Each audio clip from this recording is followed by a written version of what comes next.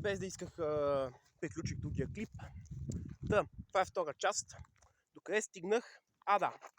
Че дори да приемем факта, че евреите управляват света, както някои хора казват, не всички евреи са буклуци, не всички евреи са еднакви.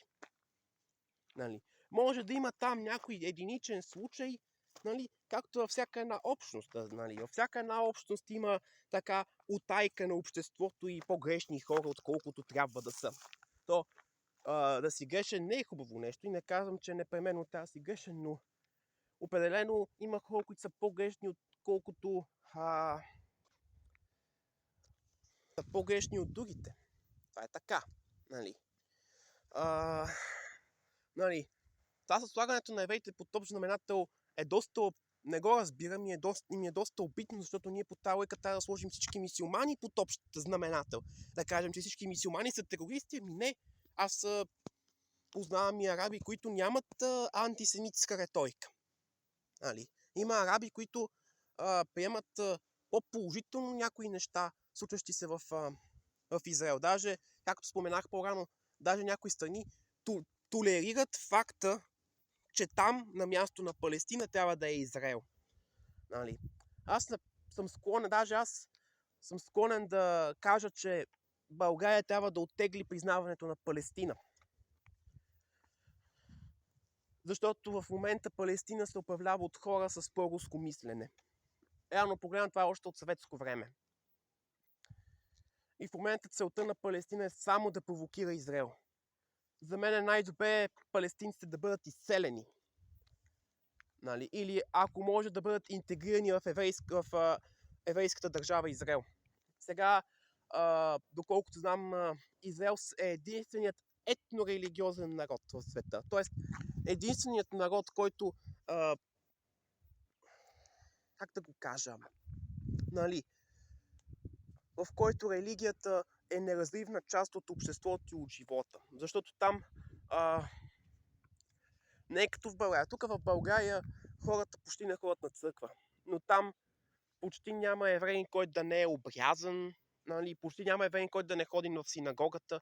Почти няма евреин, който да е стъпвал в поне веднъж в синагога или да е чел Тората, като е навършвал 13 години. Проблемът е такъв, че техният живот е съчетан с религията. Техният живот е свързан с религията. Нали? И тази религия, благодарение на която съществуват те, ги е запазила през всичките тези години. Нали, разбира се, аз не съм чел Талмуда. По-натам бих направил труда да го прочета, да видим дали е истина, че в Талмуда се призовава, нали, не евреите да се толерират като гори, демек като добичета. И дали е истина, че не евреите приемат жените на неевреите за шикши, демек за леки жени.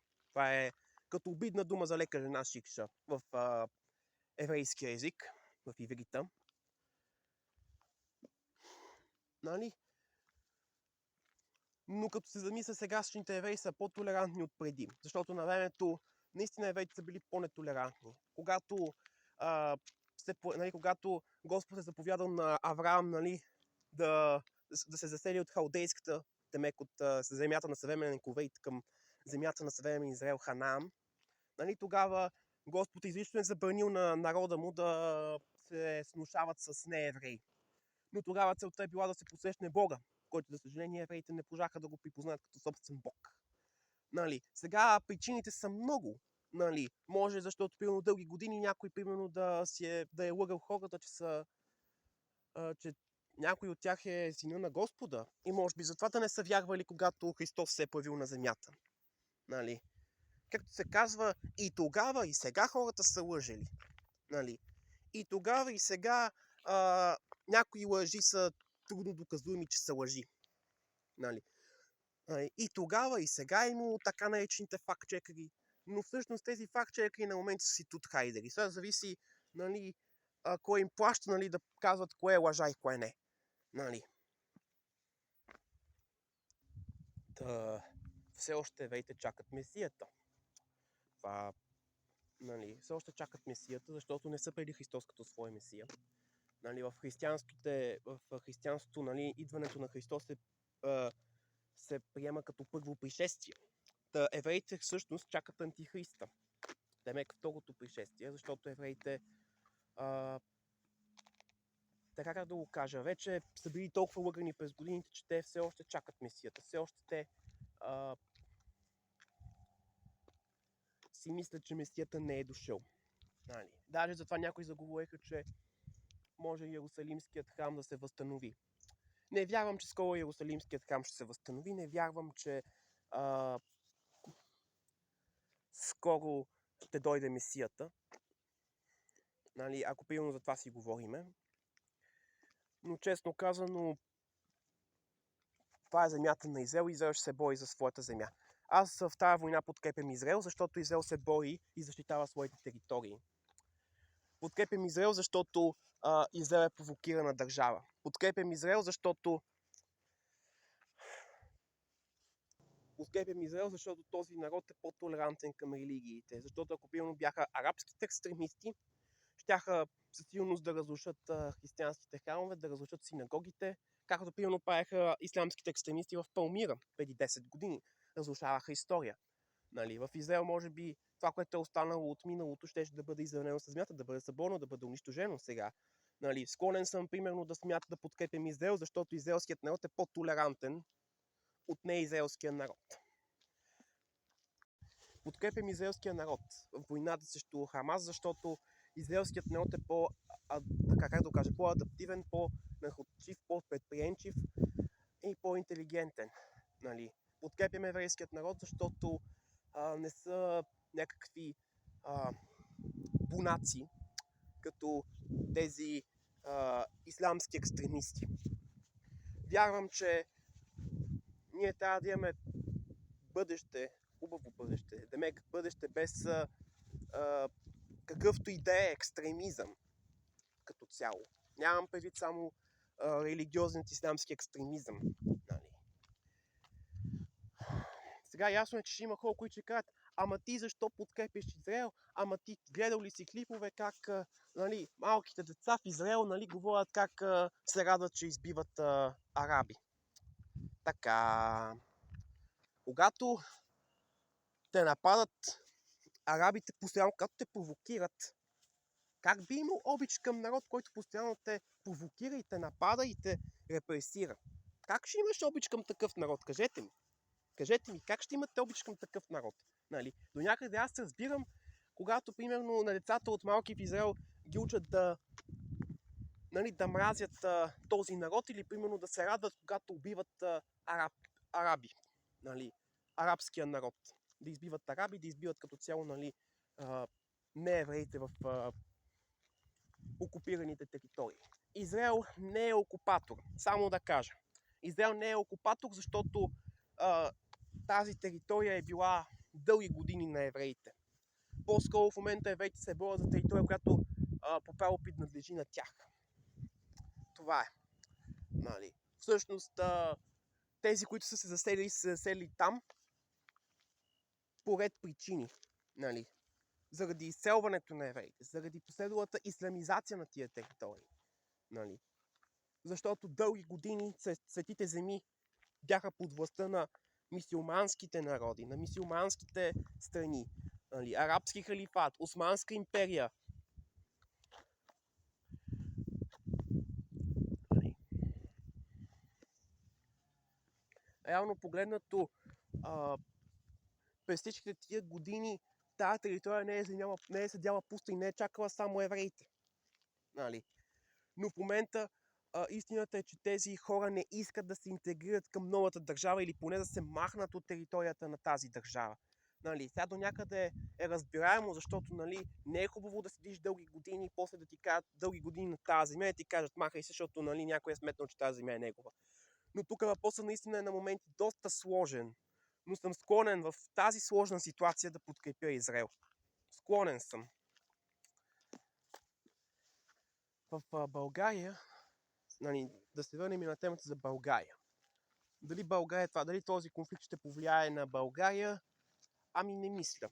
Не мисля, че този конфликт ще повлияе нали, на света. По-скоро ще повлияе на тамошната територия, на тамошната земя. Но по-скоро от нас зависи дали ние ще спем финансирането на организации като Хамас, нали? Дали ще предявим подкрепа към Израел, нали? Защото факт, че дълги години се е толерирала Хамас, групировката Хамас, че дори са били подкрепени на моменти така палестинците, нали, на моменти означава, че реално погледнато те са подпомагали врага на Израел, нали? Честно казано, според мен никой не иска тази война да съществува, нали? Но въпросът е такъв, че винаги ще има хора като Путин или като някои американски президенти, които винаги ще искат да имат кяр от войната. В случая Путин в момента се изживява като някакъв освободител, нали, на погубените народи от поквареността на новите ценности, но всъщност проблема е такъв, че в Русия има абсолютно същите ценности, така наречени ценности, каквито има и в западния свят, само където в Русия, нали, се мълчи за това. Но за така наречените западни ценности, които не са никак западни, ще спомена в един друг клип. Но иначе, докато живеем на тази земя, винаги ще има войни. Едва ли някога ще дойде ден без война, но съм склонен да вярвам, че скоро войната в Израел няма да приключи. Може би Израел ще превземе ивицата Газа и може би ивицата Газа ще стане израелска. Обаче западният бряг на река Йордан може би още години наред ще седи и палестински. Реално погледнато тази война ще приключи след десетилетия. Защото тази война съществува вече от много години, от 75 години. Нали? Дали има прочистване на палестинци? Не. Няма. Не вярвам, че това, което се случва в Израел има етническо прочистване на палестинци. Нали?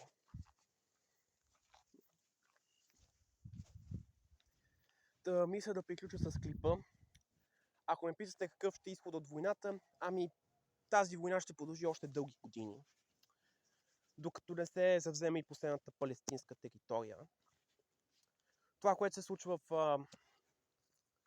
в Израел на палестинското население, според мен не е точният термин на етническо прочистване. Дори не го считам за такова, защото реално погледнато това е земя на евреите. И реално погледнато не би трябвало палестинците да живеят там.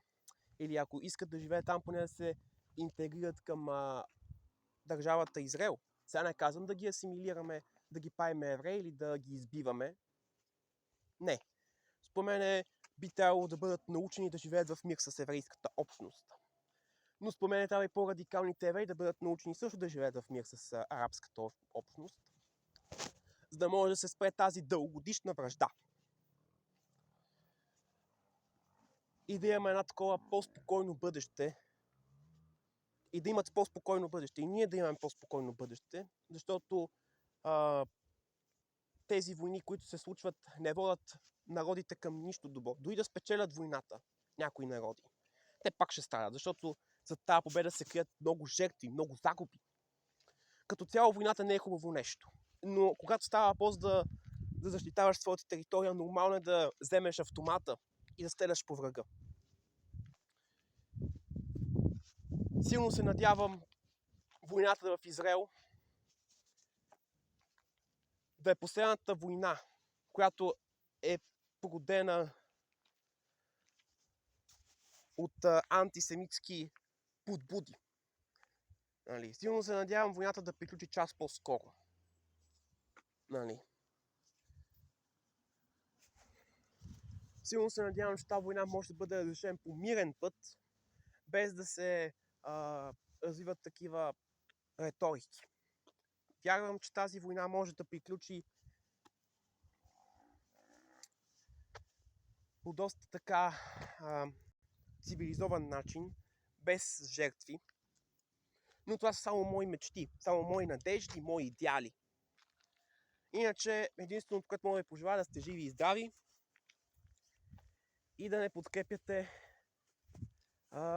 радикалисти. Чао!